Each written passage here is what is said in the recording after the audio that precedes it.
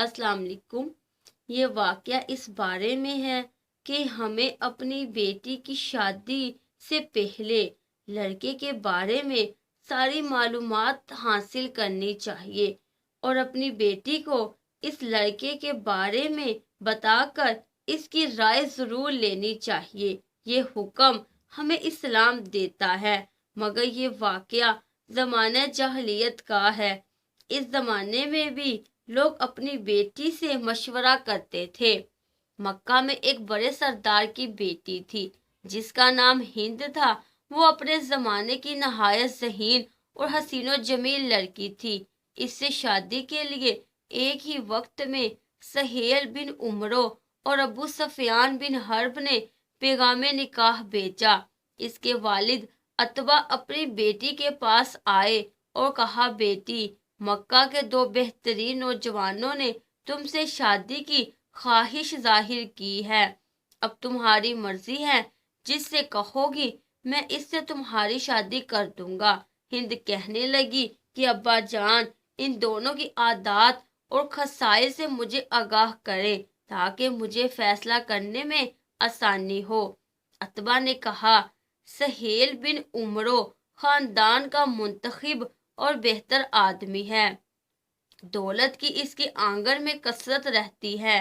میری لاڈلی، اگر تو نے اس کا پیغام قبول کر لیا تو وہ تیرا ہو کر رہے گا۔ اگر تو نے اس کی ہاں میں ہاں ملا دی اور اس کی طرف محبت کو مقدم کر دیا تو یقیناً تو اس کی نگاہوں کا تارا بن جائے گی۔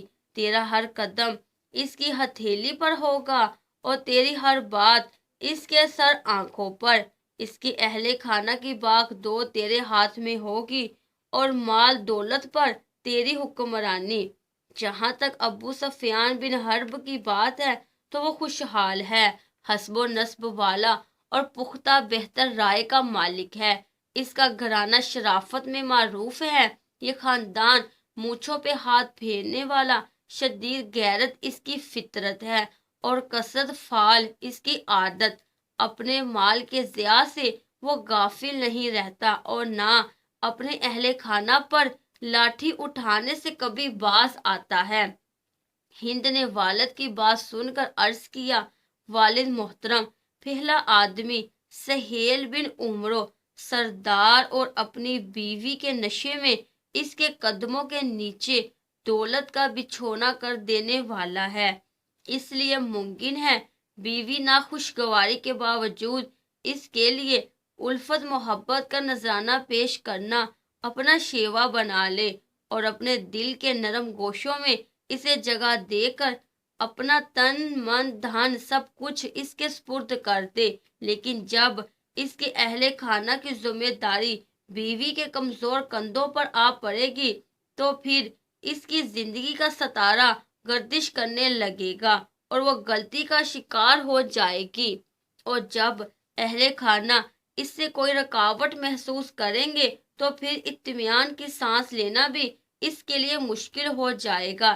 ایسی صورت میں اس کی حیثیت کم سے کم تر ہو جائے گی اور اس کا سارا ناز نخرہ ختم ہو جائے گا، اور اگر اس کے بدن سے کوئی بدصورت بچہ جنم لے گا تو احمقوں کی فہرست میں اس عورت کا ایک اور نام آ جائے گا، اور اگر کوئی شریف بچہ جنم لے گا تو پھر ایسے گھرانے میں اس کی بدقسمتی اس کا ساتھ چھوڑنے کو تیار نہ ہوگی۔ لہذا اے والد محترم، اس رشتے کو نامنظور کر دے۔ جب تک دوسرے رشتہ ہے ابو سفیان بن حرب کا، تو ابو سفیان بن حرب ایسا شخص ہے کہ وہ ایک آزاد اور شرمیلی دوشیزہ کا شوہر بننے کے لیے بالکل مناسب ہے، اور ہاں، میں بھی اس کے خاندان کا ایک ایسا فرد بن کر رہوں گی کہ اسے میرے خلاف غیرت کھانے کا موقع ہی نہ ملے، یعنی بالکل پاک دامن رہوں گی اور اپنی ساری توجہ اپنے شوہر ہی پر مرکوز رکھوں گی، اور خاندان کو میری طرف سے کوئی شکایت نہ ہوگی تاکہ میرے ہونے والے شریک حیات کو اس کی طرف سے کسی نقصان کا سامنا نہ کرنا پڑے۔ میں ایسے غیرت مند آدمی سے شادی پر اتفاق کرتی ہوں، سو ابو جان، آپ میری شادی اسی سے کر دیں۔ بیٹی کا یہ دور رس تجربہ سننے کے بعد عتبہ نے بیٹی کی شادی ابو سفیان سے کر دی۔ یہ وہی ہند ہے جو ایک وقت میں اللہ کے رسول صلی اللہ علیہ وآلہ وسلم کی سب سے بڑی دشمن تھی۔ غزوہ بدر میں اس کا باپ عتبہ حضرت امیر حمزہ رضی اللہ تعالی عنہ کے ہاتھوں وصلِ جہنم ہوا تو اس نے انتقام لینے کی ٹھانی۔ چنانچہ غزوہ احد سے پہلے وحشی کو اس نے بدلہ لینے کے لیے تیار کیا تھا۔ خود عورتوں کے ایک وفد کی قیادت کرتی ہوئی غزوہ احد میں شریک ہوئی۔ پھر وقت آیا کہ فتح مکہ کے بعد اس نے اسلام قبول کر لیا۔ چھپتی ہوئی اللہ کے رسول صلی اللہ علیہ وآلہ وسلم کے پاس بیعت کے لیے آئی۔ جب آپ نے اسلام کی شرائط میں ذکر فرمایا کہ زنا نہیں کرنا تو بے اختیار پکار اٹھی کہ کیا آزاد عورت بھی ایسی گھٹیا حرکت کی مرتکب ہو سکتی ہے؟ اس خاتون کے بدن سے ایک ایسی شخصیت نے جنم لیا جو عرب کی نہایت ذہین، متحمل مزاج اور کامیاب سیاسی شخصیت تھی، جس کو دنیا امیر معاویہ رضی اللہ تعالی عنہ کے نام سے جانتی ہے۔